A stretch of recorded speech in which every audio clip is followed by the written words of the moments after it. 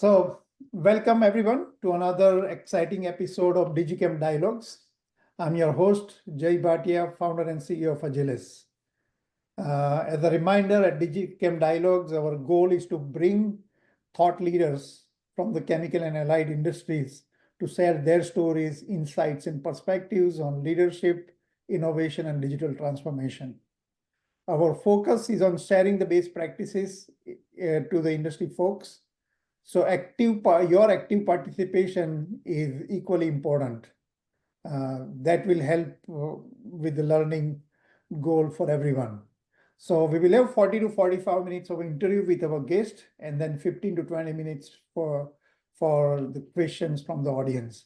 So please, as we continue our dialogue, please, as questions come to your mind, please keep dropping on the chat line. Derek, my colleague, there is the Agilis logo here, is hiding behind it. He will be compiling all the questions and sending it to Sebastian or me. So we have a exciting guest today, Sebastian Förster. He's a customer experience activation manager at Henkel.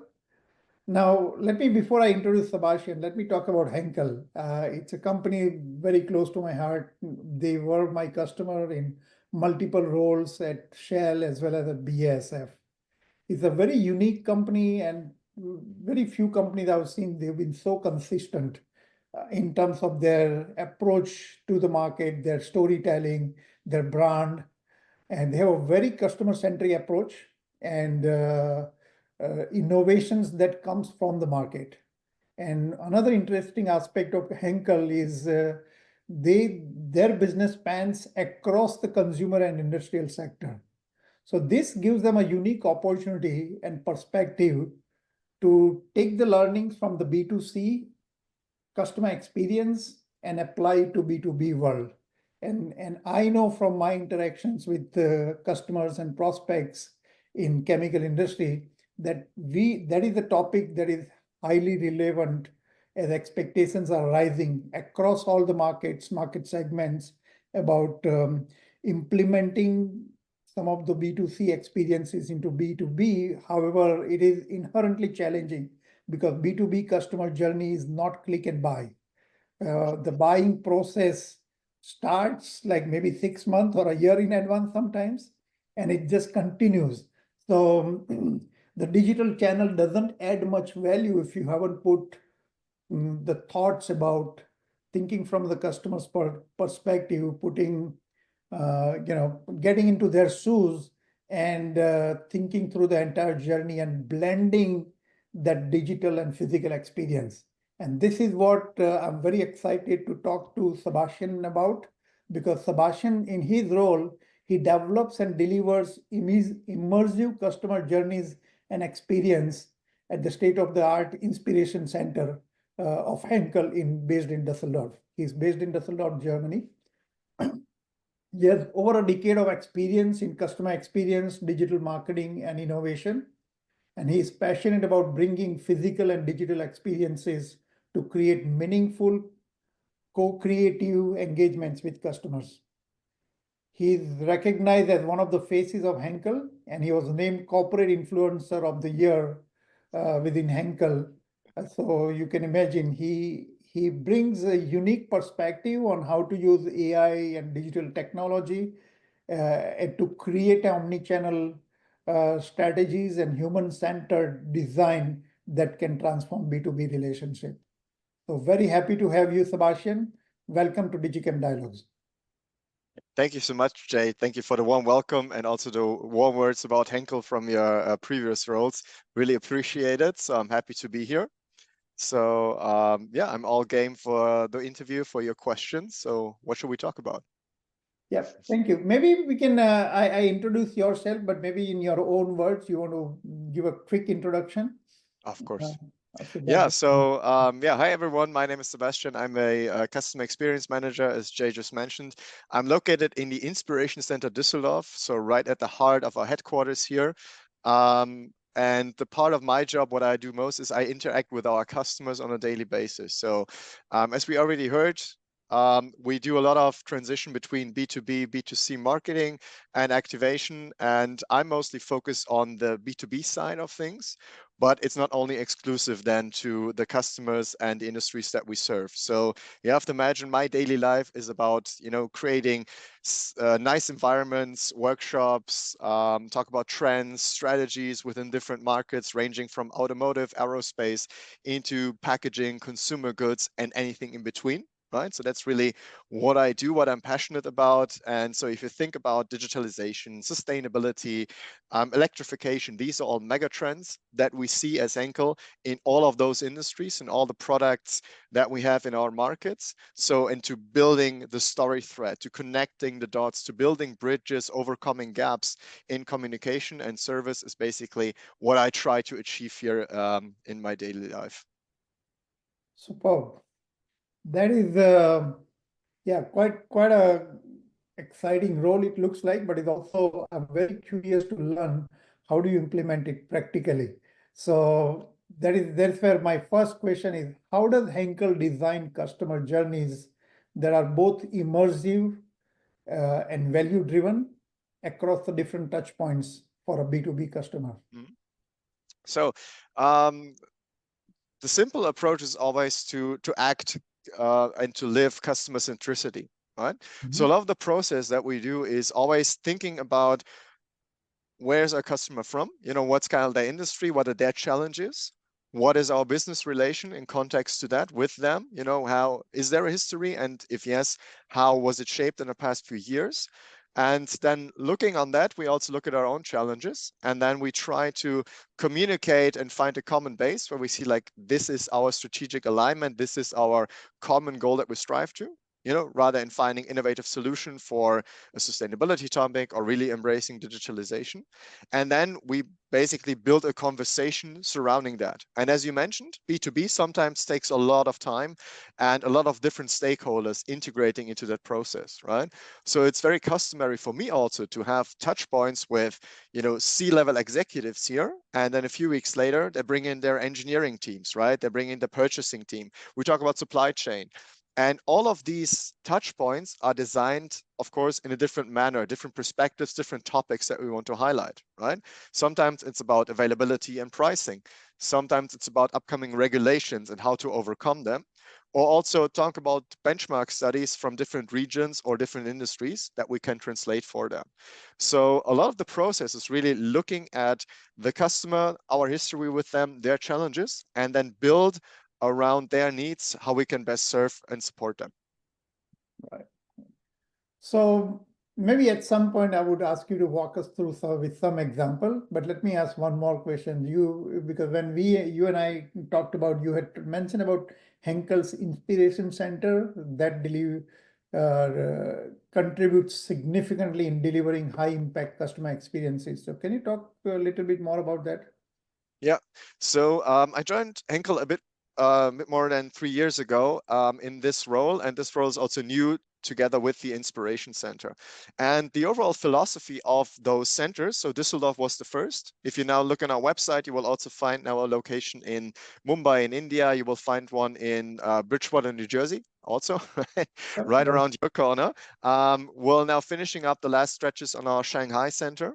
And soon after that, early 26, we're also planning a launch in Brazil near Sao Paulo. So it's a global concept. And the original thought about it was to streamline R&D processes by bringing people physically closer together. You can imagine, when you look at the Silicon Valley, very famous for building these huge campuses, bringing people together, giving them the environment to be creative. And that's exactly what we try to achieve with these inspiration centers, to put together different laboratories, technology teams, bringing them in one united center, a building where they can do their work, where they can meet colleagues, where they can, attend meetings, where we have events, trade shows, and also customer events on site, and really share, talk about ideas, talk about trends, so that wherever you work in kind of a technology, right? Imagine you're working on silicon-based technologies somewhere in the smartphone market. So traditionally, you would only work with people from that industry, from those technologies. So now when you're here in the Inspiration Center, you just leave your office or you leave your lab, you go get a coffee, you run into 20 different people from different divisions, different departments. Could be a PD chemist, could be someone from application engineering, could be, you know, someone from administration or innovation portfolio management, right? So we basically created this network of people, this hive, so to speak, right? Where people jointly work together, where they see and are inspired by also the work that other people within our cosmos are doing, right? And that's really at the heart of that, to build that connection and create synergies by just bringing all of those, just say it chemically, to bring all the molecules much closer together to spark reaction out of that. So Sebastian, that is the fantastic way of engaging customers, and before even engaging customers, engaging your own teams. Now we live in a post-pandemic remote working environment. So how do you manage that? And so that is one, one question. And the second follow-up is, not every company is fortunate to create innovation centers across the globe. So how would they apply the same concept without having an immersive physical experience? Yeah. I'll try to combine those questions to give a bit of insight into both. So of course, during the construction of this building, when I started, there was still like 6 months of a transition phase from still pandemic regulations, right? Yeah. So in my presentations that I do, you know, I still remember the days where I had to use face masks, right? Where it felt very informal and very like unpersonal, just due to you can't really see or engage in a personal way. So one way to overcome that is really to, you know, again, now we can travel, now we can meet again. So that was a huge win for us, and also helped really to bring the concept to life then after the first few months of launching the center. But I definitely see the point that it's a huge investment, and of course not every company can do that. But the major part, as I mentioned before, with the customer centricity is every industry has some kind of a way on how to engage your customer effectively. So for us in chemistry, we have to deal with a lot of companies that do manufacturing, that are industries. So you always have to deal with equipment, with processes, with different regulations. So we have to have that kind of like physical narrative, and also that closeness to them, so that we can show how is the lab working, what kind of robots do we use, how is a production facility working, and how do we create also the physical products. Right? So, but a lot of companies nowadays, they focus on software, or they focus on coaching or on consulting, right?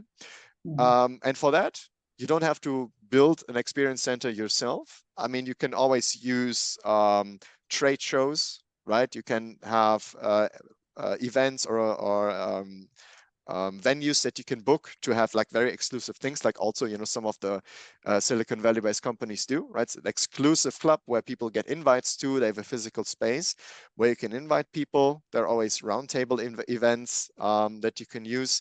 And especially the online connection, thinking about social selling, using LinkedIn also, which reflects a bit on my corporate influencing activities also, that especially for longer sales funnels, you would never think that a salesperson would just write one email and then hope that they make the sale, right?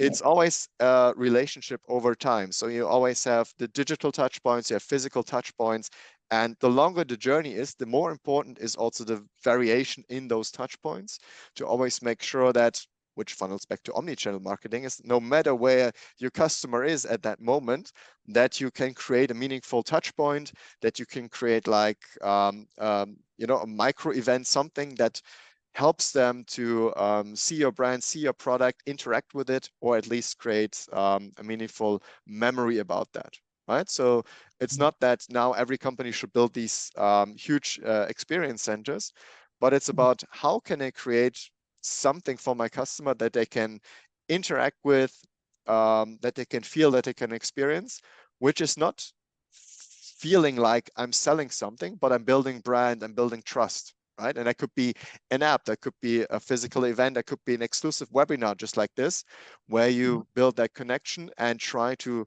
build a touch point, and then later continue that through other channels as well. All right. I think if I were to paraphrase, the innovation center is kind of a metaphoric, because if you're selling chemical, that becomes part of another chemical. It's not even possible to show your innovation.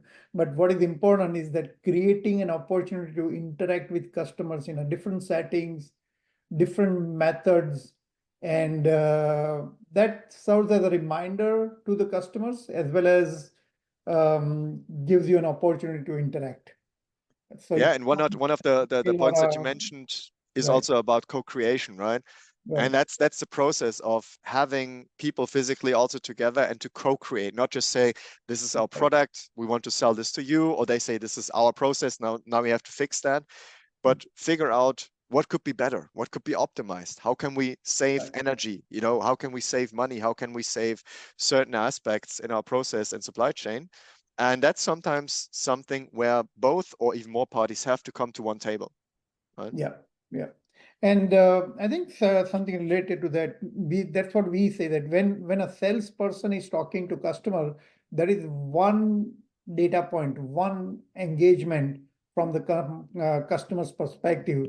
But when they engage with the asset of a company, it may be physical or it could be even digital, then it gives you an opportunity to showcase your entire organization and your capabilities, what you stand for.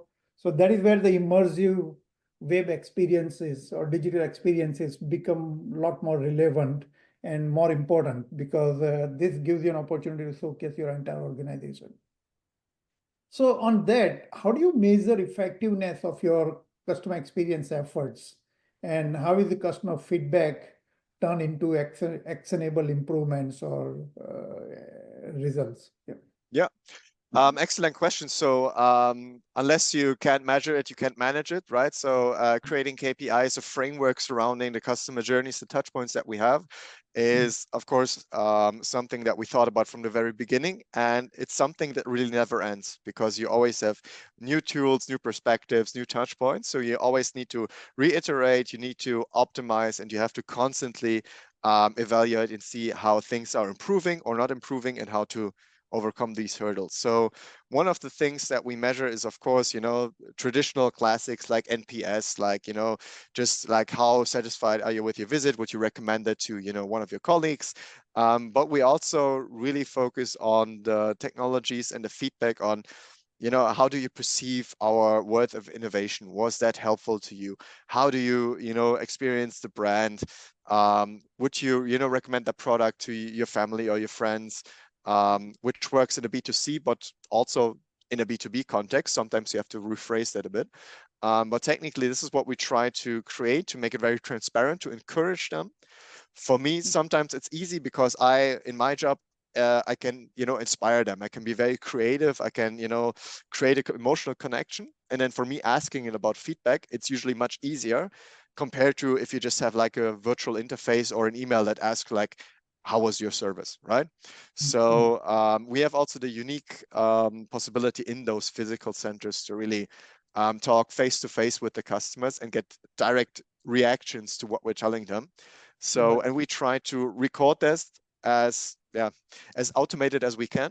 Of course, there are still some manual aspects to it, but you have to imagine we try to capture feedback through, you know, online forms, through apps, QR codes, or just, you know, emails, comments, reviews that they leave online somewhere.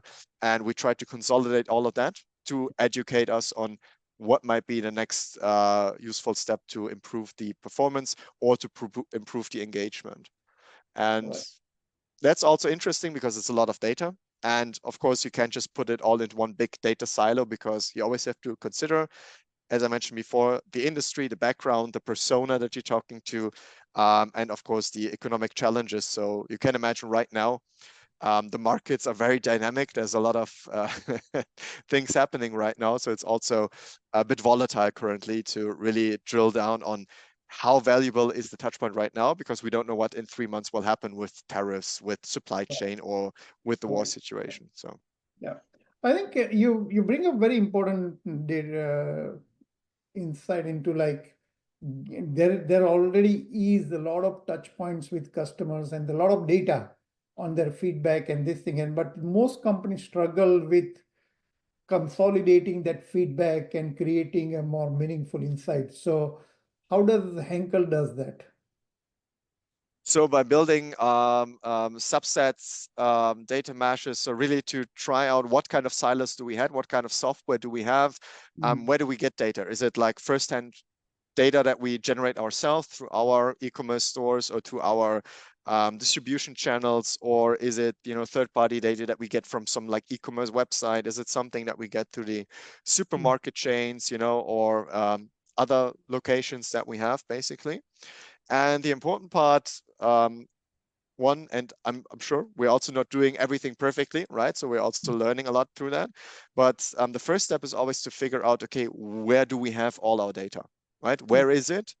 How can we access that?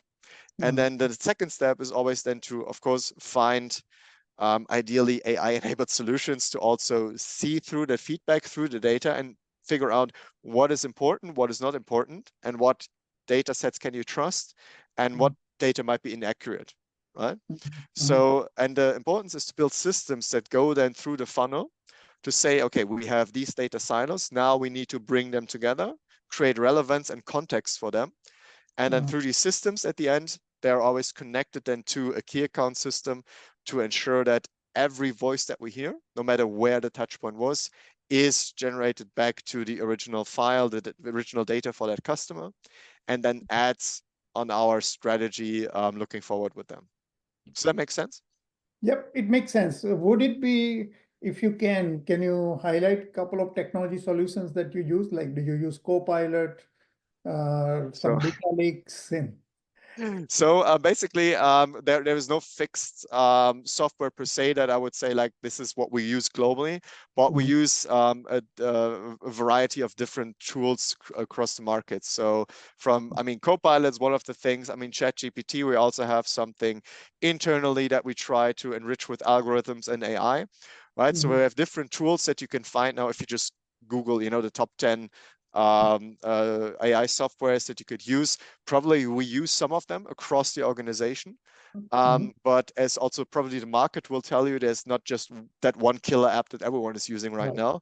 So there's a lot of experimenting, and just with the current updates, so every week there's a new feature. Suddenly there's a new version. There's 5.0, then 6.0. So you currently can't really keep up. And every week, sometimes Copilot is ahead, then you have, OpenAI ahead, and then DeepSeek is coming, in between. So there's a lot of tools that are also on our radar, but it's still fairly early to say like this is the one to go with. And we always try to circle back and figure out, okay, we test this out, we try this out. Is this giving us a value or benefit? And if not, we go back and test another thing or wait for the next update, right? So there's not one tool where I say like, this is the focus of ours, this is what brings us success, but it's really the combination and also the courage to try out certain things. Because if you sleep on the AI trend, probably you will lose in the long run, right? Because you can save so many time assets through that. So, but yeah, that's a bit of the insight into that. Right, thanks. So I think I should give you a breather. Yeah, you're absolutely right. There are so many changes happening on a weekly basis that even if you're focused on certain solution, they are constantly evolving and changing. The very fast changing environment. But that doesn't mean that you got to wait. It's never going to stabilize. It's always going to be more and more. So, but if you're into it, if you're already using those solutions, then you know where the world is heading, how these solutions are evolving. And just a recommendation, sorry, but a recommendation for especially larger organizations, you don't have to find your holy grail and commit to that. Right. So also what we do, so what I would recommend also from my experience here is really to set up strategic speedboats, smaller application fields. And as a large corporation, you have lots of them somewhere in the field where you can try out certain things to see if it scales and brings value, right? So I would never recommend a company to just say like, okay, we are now committing to this AI and we'll do everything with it and see if it works, because it's still too early to do that, right? So the best course of action is to identify strategic projects, smaller speedboat projects that could benefit from AI, give people the tools and the freedom to work with that in a protected frame, right? GDPR, data science, all of that, right? So you have to take that into account. That would take much more time to explain now in this setup. But that is also our approach, to find the smaller things that are easy to scale and try out. And based on these learnings, bring that to the larger organization and make it work. Yeah, as we say, courses for the horses, horses for the courses. Sorry. Exactly. Yeah. Okay, let's switch to now omnichannel marketing. So what does it take to successfully bridge the digital and physical worlds in B2B marketing, and how? Yeah, that's that's the money question. So the important part is that you need a lot of expertise. You need people who really understand the customer, but also understand the state of technology. And when you think about omnichannel, so one of the problems that we already talked about is you have all these data silos. You know, how do you connect all the data? So that's one end of the problem. How do you connect all these different streams that you have? The other side of the problem is, how do we create all of these touch points across all platforms? So, and that's particularly interesting, and also for us, in combination between B2C and B2B, because technically, one of the typical touch points that you can have when you go look for an adhesive product is that you open one of our product finders. Right. So imagine you have a problem at home, you know, after a craftsman, something you need to bond two substrates together, right? You have something with aluminum, maybe you want to tighten a screw, use some, you know, thread lock or something, I don't know. And so what you might do is you either Google your problem, or nowadays you use also AI that will give you, you know, a very nice answer to your question already. But you can also have, for example, one of the touch points might be a product finder, right? So you go to your local supermarket, you open the app, and then here, please use, state your problem, and then you click through different steps of how do I bond, you know, wood with aluminum, for example. And going through the questions on the app on your phone, you know, it comes out, this is the perfect product that you need, and you can find it then in this store at aisle 13, you know, this box where you can find it, right? So that's a very tangible process, a touch point for someone who's just, you know, out on the street, who has a problem and needs to find its local store and the product they can buy to fix that particular problem. So that's one of the touch points, right? So a touch point or omnichannel is always triggered by a set of problems in the moment that you have, right? And the closest entry point is always the closest device or space that you are in that moment, right? So it might be just a Google search away, might be an app away, might be a few meters away where you need to walk in. Or for B2B, it might be also like looking into the listed suppliers that you have and figure out who's actually selling us adhesives that can fix that problem, right? So, and that's really the challenge of omnichannel. You have to be aware of what channels do we actually have? Where are potential touch points for our customer? How do we engage that? Do we use existing platforms? Do we leverage the search engines? Do we leverage the distribution websites? Do we leverage e-commerce and combine all of that and connect that to our data silo, to our data connection, and to our CRM? And then by doing that, also make sure that you then can actually gather all these data from those different threads and make sense of that.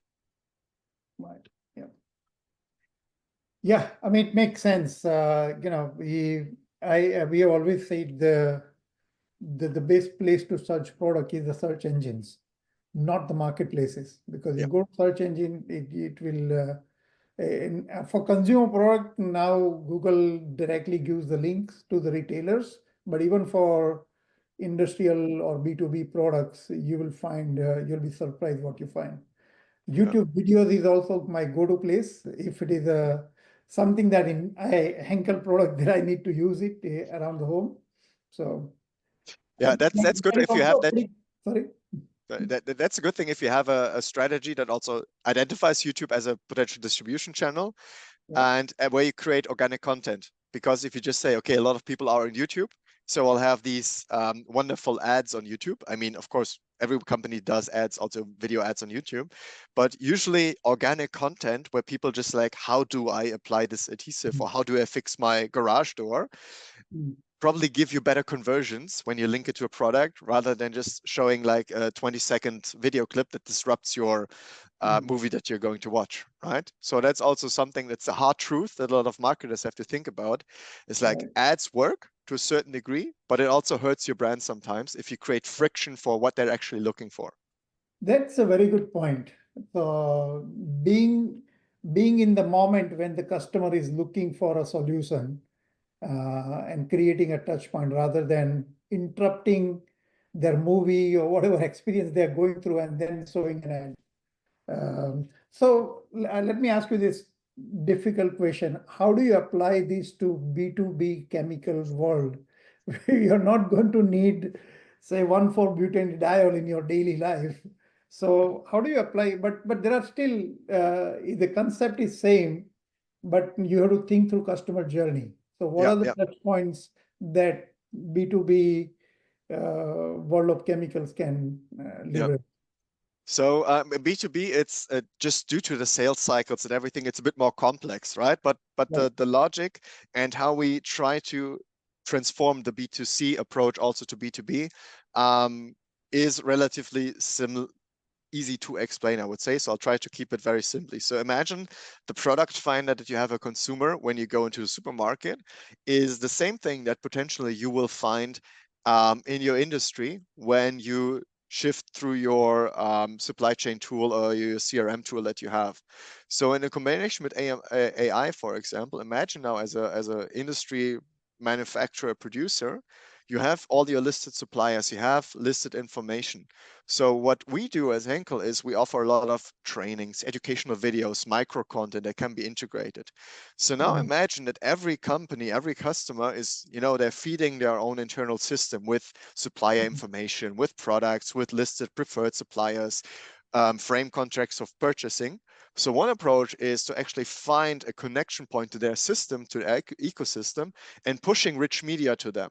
That whenever you're looking, so when they're looking internally, they might not use the Google search, but they might use their internal SharePoint search, whatever.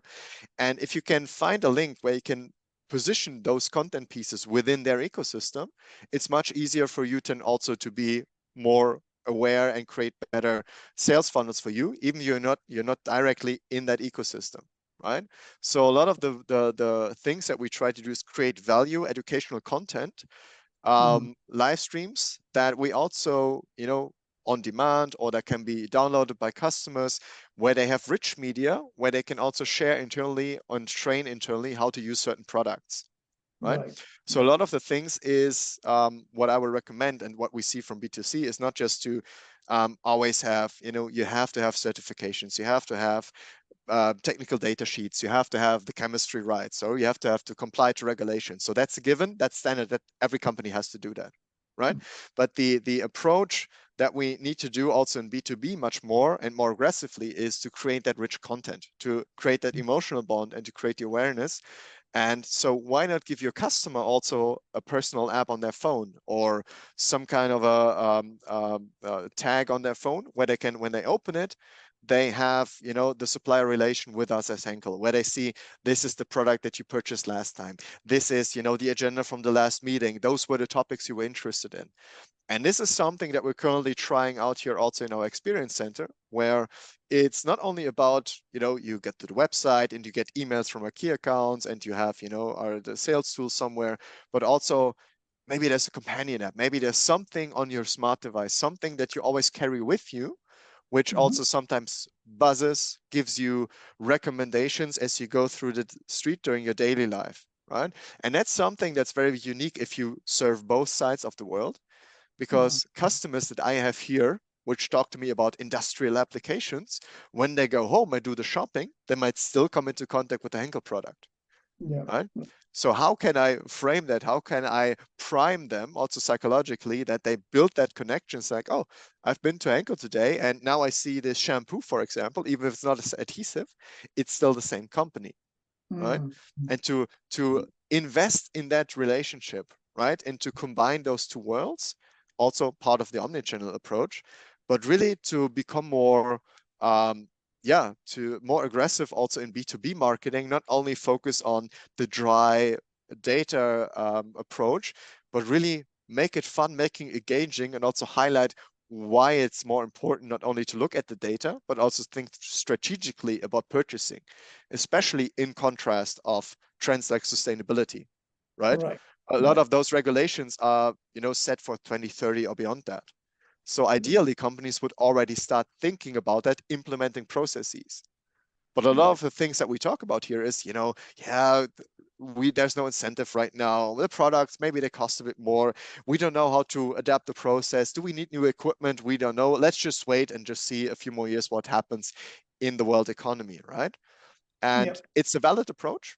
It's always a good discussion. So I'm always happy to have that. But we are always saying, like, we understand that totally, but think about the next few years, right? Think about all the things that might happen and think about the availability. Because if you wait until the last second, and every company does that, then pricing, availability, and supply chain will ultimately break down. Right? And that's part of the educational journey about the touch point, where I don't need to sell you the product, but you still need to be aware of how markets are shifting. Right? And that's kind of like a storytelling. And in B2B marketing, you usually don't talk about stories and emotion, but that's what we need to think about and consider about when we sell also and market products which are better for the future, even though they're not yet as approachable as they could be or as relevant as they are perceived to be right now. I mean, there are still stories and emotions, but it's more as an organization, because ultimately the decision makers are human beings. The people buy from the people they like. So projecting your company or not, telling your story from what you stand for as an organization, how you service customers, and all of that you can do it through multiple channels. And that's what creates the experience. But I think some of the things you mentioned, it really resonates very well with what we are saying. Like it's in today's world, it's not just enough to have your product data organized and available. And even there, sometimes we have to sell hard to get the industry players to understand that gone are the days when you would, the customer will call you for, hey, where is your technical data sheet or safety data sets? That should be readily available on your website. Those are table stakes.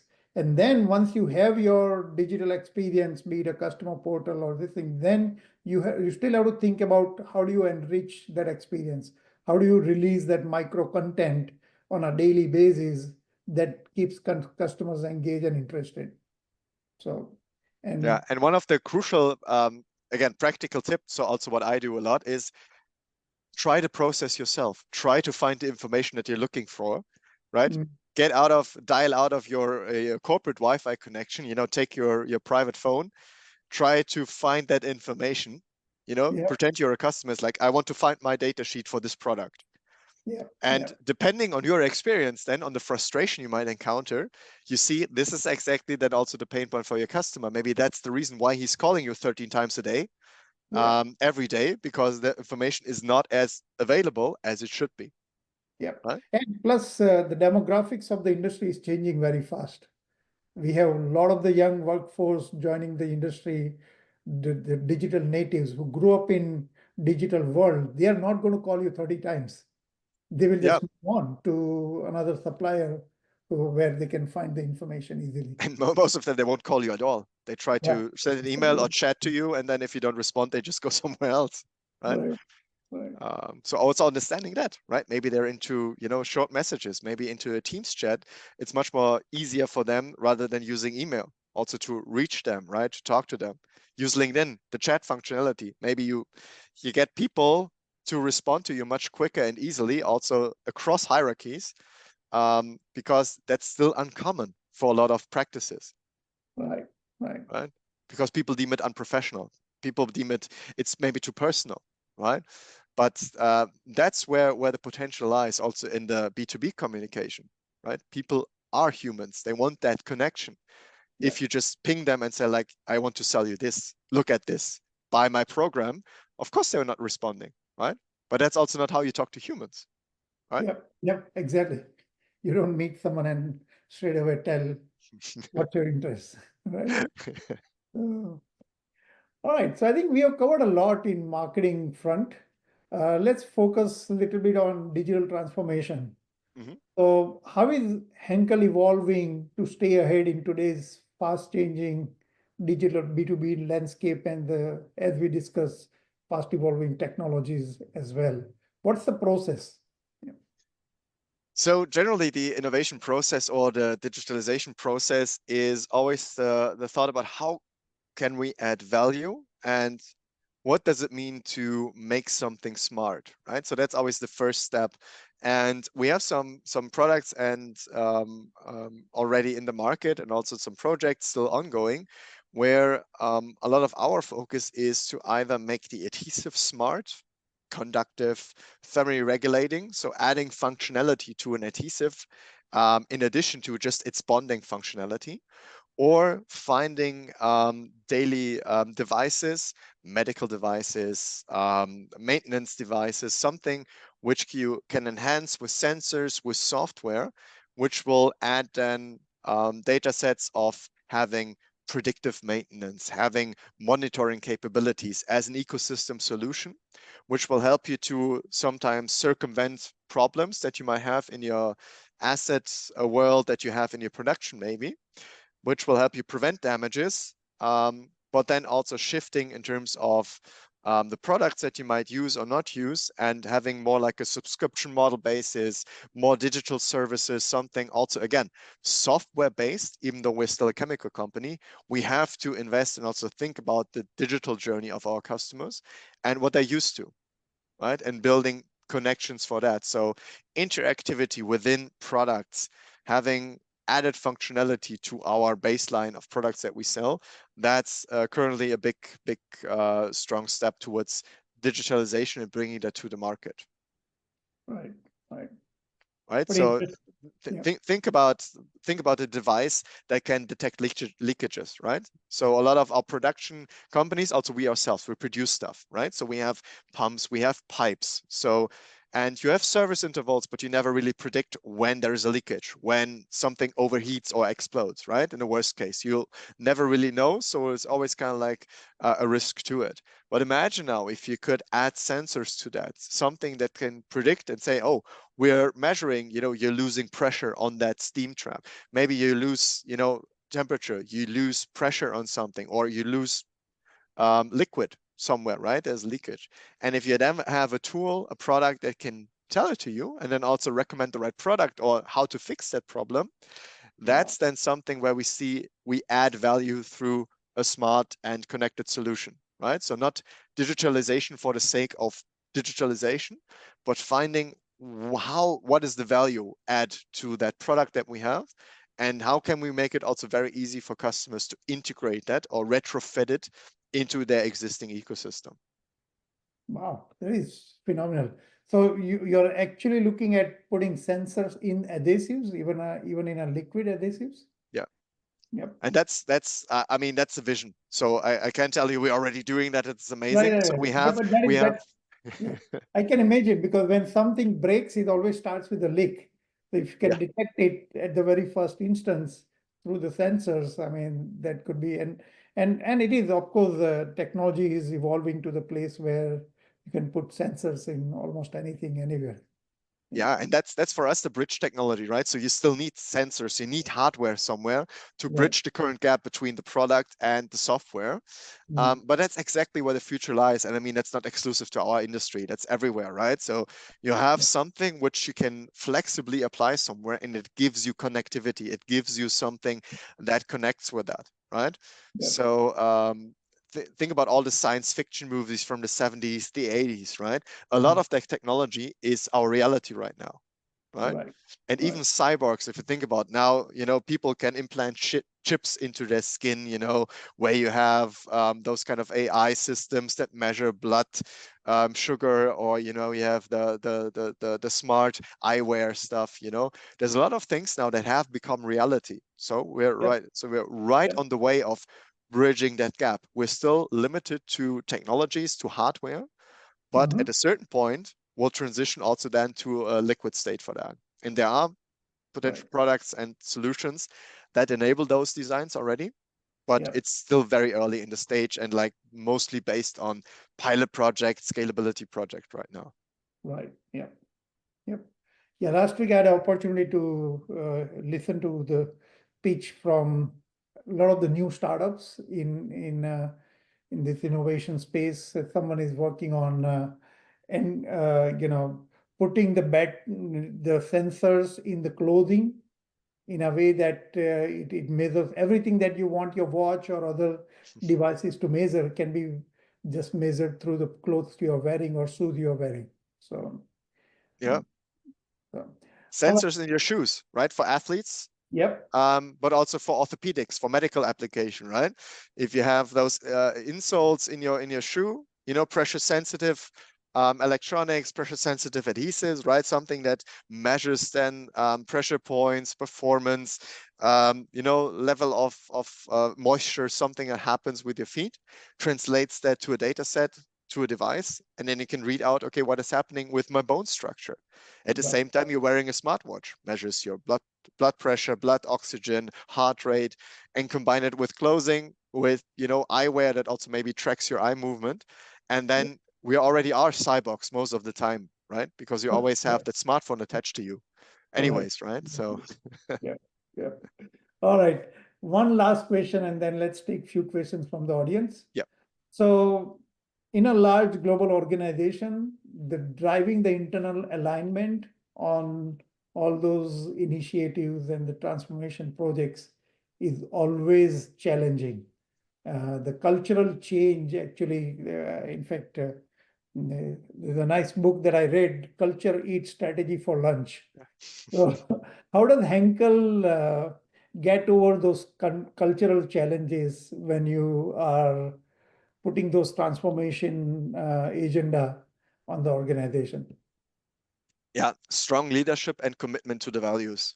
That's really the basis of that, because on the one hand, and that goes for almost every large company, it's not that you have like an internal campaign of like, now we're all digital and this is amazing. You have to have really to commit to that. You have to educate, you have to offer, again, omnichannel approach also for that. You have online trainings, you have on-site trainings, you have workations, you have podcasts with the leadership teams to really instill the change and the approach that you have with the organization, right? And that's really something where also the Henkel family, right? They're still involved with some of the decisions, with the strategy of the company, right? So when we say we're all about sustainability, it's also lived through the entire organization, right? It's not just something where we say, like, okay, for 3 months now we have a nice campaign and it's all good, but it's really committed. You feel it in the DNA, right? Most of the times when I talk with customers here, they're really not to do too much branding for us, but it's really, they always say, like, we see a lot of passion for people who work here and put into their work, right? So the approach of really creating a culture where you are allowed to try things out, where you have leaders who listen, who will give you guidance, but will also challenge you along the way and say, why don't we try it a different way, right? And let's measure it. Let's see how it works, right? And to have that freedom, but also that safety net supporting you across the organization, that's really something where I feel like Henkel is doing a great job internally to also navigate those very difficult times in the markets, and also to instill a sense of digital savviness into the people, right? That's why also I'm passionate about my job, because I can really stretch my wings. I can feel out, okay, let's try this digitally, but now let me also see if physically it is the same impact, right? Is the story working face to face the same as it is on LinkedIn, for example, right? So to have that flexibility in your life, in the product development topics, in the IT systems that we use, in the suppliers that we work with, in all the different departments, that's really what I would say. Like, if you can create that kind of culture, then all these changes become much easier to overcome. It's still a challenge. I mean, of course, change process always creates also pain for an organization. But this is really where then a commitment and a leadership comes in. So you have to have that North Star for the organization, and everyone has to also, need a voice, but they also need to be heard, and they have to have the place then to act on that and to try what is their place within that strategy. Right. Yeah. Yep, absolutely. Very well summarized. I think, yeah, unless there is a leadership commitment and consistency in approach and the priorities, it's hard to achieve, because everyone gets distracted by the day-to-day job. But then if this is seen as it is part of your daily routine, then it becomes more sustainable. Yeah, and all these new tools and processes needs to become part of your daily routine. Yeah. yeah, and don't forget we're a public company, right? So we're also under scrutiny of, investor relations and all that kind of stuff. Yeah. But especially in those times, you see like the commitment of, we have our strategy, we'll stick to, the values that we have. We know it's a difficult time. Mhm. But we're not the smallest company on the planet. We're also not the biggest, but we have a history of just steady growth and having that stability. So, and for some companies, you have to really instill and build that trust. But that's really something that I feel that we have, and that I can feel from my colleagues, from our leadership team, and the entire organization, and that translates also to our customer relations. And that's really where it makes sense to invest in those topics also internally, because it will transition to the communications to your customers and to your suppliers and partners in the markets that you have. Right. Fantastic. Sebastian, thank you very much for sharing your insight. Derek, we have time for maybe a couple of questions.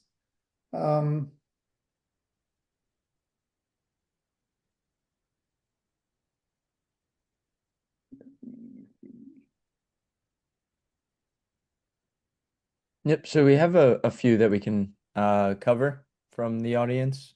And we'll wrap up in about 5 to 10 minutes or so, just if we can get a couple of them in. And then if there are additional questions, we will pass them on and have them replied over email if we can't get to them. So keep sending them in if you do have any. But the first one is, for an organization with limited resources, budgets, or resources in general, where do you recommend prioritizing? Do you still focus on the in-person or in digital, and how do you prioritize those channels? Question for me or to Jay? Yeah, for you. Yep. Yeah, Okay, Sebastian, you could take that. Okay. So for small organizations, again, we discussed in the beginning, right? So not everyone can just build a center and like call it, this is our Inspiration Center. What I would focus for, especially for smaller agile corporations, is really to find what is the biggest pain point for your customer and what is the easiest for you to scale in terms of operations, right? And to find what is the talent that you have within your workforce, and maybe also ask them, is like, what would you do? How could you create better scalability for your business? What takes the most time of your day? Do you reply to 2,000 customers a day, and that takes all your day? You can't do anything else. Maybe you should think about automation, about an AI agent or chatbot that can help you with that. Is it that you get too many emails, that you get too many questions, right? Do you need to have like an FAQ set up somewhere?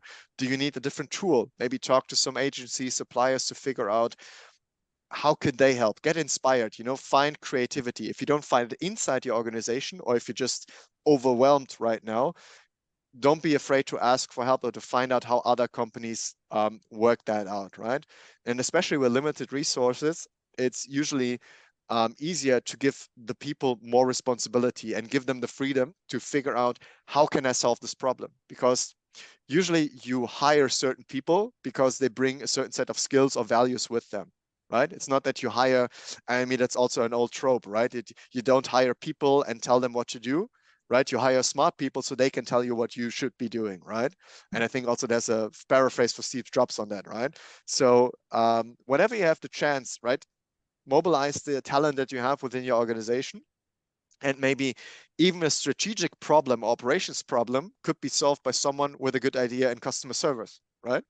So to crowdsource your problems, to crowdsource your resources that you have. And if you don't find a good way in that, you can always outsource, or again, go into different other aspects of that, or talk to your peers. Go to conferences, reach out. Hey, it's like, hey, I also saw you're the CEO of a smaller company. How do you navigate that? right? And you would be surprised. A lot of people, especially on LinkedIn, if we reach out to them, ask for advice, a lot of them actually will reply to you.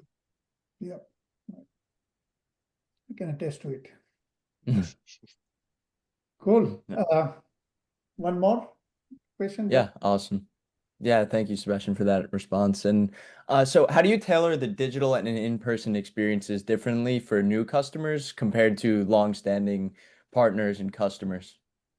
Yeah. So for new customers, the biggest problem or the biggest challenge, let's say it like that, the biggest challenge is always to make complexity easy to understand. Because when you're an existing customer within our ecosystem, and I have to communicate something to you, I always have a reference base. I have a history. I have a business and industry somewhere where we have a touch point, and I can build on that and build a reference case. Like, oh, look at this. This is also quite new to you, right? Think about the electric car, right? We're working on electric cars and batteries. And then, you know, batteries also exist in like drones, in smartphones, in flying taxis, in airplanes, right? And you can build upon that storyline. You can build on those technologies because they are similar, even though if they're not the same. So usually what I would recommend is if you have a situation like that with the existing customers, you make smaller leaps to existing industries and existing and similar innovations to basically like onboard them for that new world and then scale from that point. When you have a new customer, you don't have that base of reference, right? You have some company that says, we have a problem, we need you to fix that. How can we do that? And then I can't just overload them with information. It's just like, this is the organization. We serve over 800 market segments. So let me tell you all about them, right? But it's more like, let's talk about the nature of your problem. What is your challenge, right? And this is, again, the customer centricity to find out where they're at, how much do they know, and how much do we need to educate or communicate to them until we can get kind of like a business plan or some form of exchange happening, right? And once we've done that, then we have our next basis and the next frame of reference for the future of that, right? So it's not that that I would personally change the channels per se for a new or existing customer, but the amount and the depth of information or topics that I would communicate is, of course, for new customers much more filtered compared to if you have an existing customer when working for you 30 years, right? Right. Awesome. Yep, yep, thank you. Yep. All right, I think we are right at the time. So Sebastian, at this point, thank you very much for very insightful conversation. I personally learned a lot. I'm pretty sure that audience would also have learned quite a few new things. So if you have any other questions or want to reach out to Sebastian, Sebastian, what's the best way to reach out to you? LinkedIn for sure. So I also posted about this today. So if you find me on LinkedIn, send me a request, send me a message. So again, I'm not also preaching about people are active on LinkedIn. I will also answer you and try to help you figure out some of the questions that you might still have. So yeah, thank you for listening. Thank you for having me, Jay and Eric. It's been a lot of fun now the past hour. Yep, same here. Thank you very much. Thank you everyone for joining, and we'll see you at the next episode in a month or so. Thank you. Thank you so much. Take care. Bye-bye. Bye.